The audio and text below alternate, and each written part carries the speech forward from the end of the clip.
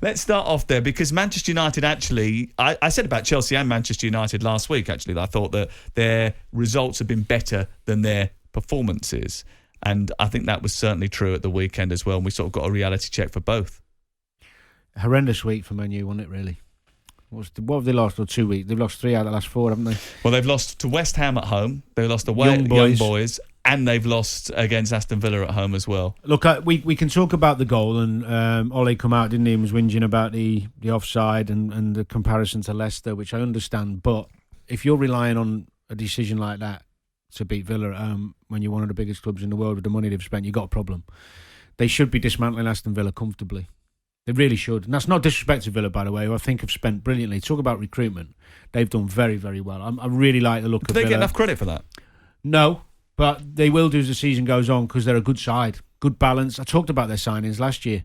So I'm not taking away from Villa, but when you're Manchester United and you've spent, hundreds of millions of pounds on some of the best players in Europe, you should be Villa should be turning up there terrified to play United, and they weren't. They were confident. They made chances. They had a lot of good play in the game, and credit to them. But United have got some big question marks ahead of them the next couple of weeks, because that performance was far and away from a team that looks like they can compete with City and Liverpool this year. Over the last couple of weeks, Ole Gunnar Solskjaer's Manchester United side have lost at Young Boys after a sending off. Yeah. They've won at West Ham, but only after a last-minute penalty miss from Mark Noble. Yep. They lose at home to West Ham in the Cup and hardly really troubled Alphonse Areola. They lose at home to Aston Villa. 7 wins, 1 clean sheet in their last 16 matches. Sometimes, he said last week, we look too much at the little intricacies. One might say, Simon, that they need to look a little bit more at the intricacies. Yeah, I mean, I think it's well documented and well established what my view of Ole Gunnar Solskjaer is the ultimate solution to the question. The question is, can Man United win the league? The answer is not, in my view, of Ole Gunnar Solskjaer. Now, you can keep on buying these players and you can keep on adding and adding and adding, but if you, at the end of the time, it's like a sausage factory. If it, put it in the top, it comes out the bottom. He's the manager, and ultimately he's responsible for producing a team that's capable of being amongst the elite. But has he got an unbalanced squad or too many options? What is it? Can you have too many options? I suppose you can. If you're a very good manager, you can ask the same question of Thomas Tuchel. Has he got too many options? Have Man City got too many options? At the end of the day, it's how you balance those options. Once upon a time, there was an argument that Klopp had a lot of options, yet he managed to have 25 players that he rotated and used whenever he wanted to, and everyone that came on the pitch did a job for him. Aston Villa, I don't necessarily agree with Danny's viewpoint that Manchester United should be able to dismantle Aston Villa any more than Liverpool should be able to dismantle Brentford, and Julie didn't. Well, they both should be winning those games. Well, because of the pound-for-pound spend, yeah. If you're going to go down the Moneyball route and suggest that because you spend money on a footballer, that ultimately your biggest spend should mean that you run away with every single league. Because of the quality on the pitch. It's not about the money. It's about what you've amassed. You've amassed the quality on the pitch. That if you're Liverpool, and they'll say, as a team, Brentford away is a difficult game. As a team, Danny, or as a work in progress of moving parts that have to be knitted into a team. Aston Villa are a team, some of all its parts. They don't have as good of players individually as Manchester United, but arguably, as a team, they're very cohesive. But their best player wasn't even in the squad this week because of injury, Leon Bailey. Villa, yeah, that's true. Villa... Well, their best player for 23 minutes a week ago, yeah. Villa have been back in the Premier League 2 years.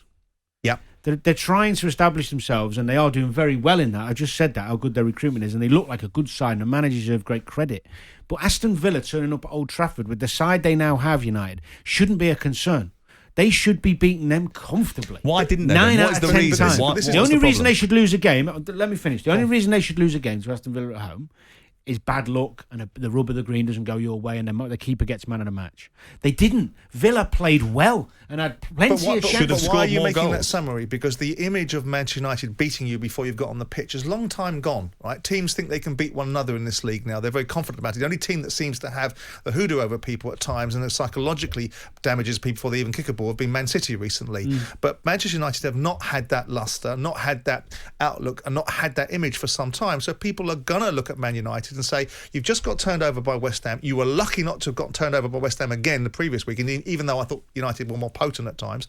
And you've just been beaten by Young Boys, who, by the way, have a history of beating English clubs because they beat Tottenham before in one of the European competitions. So it's not that big a deal.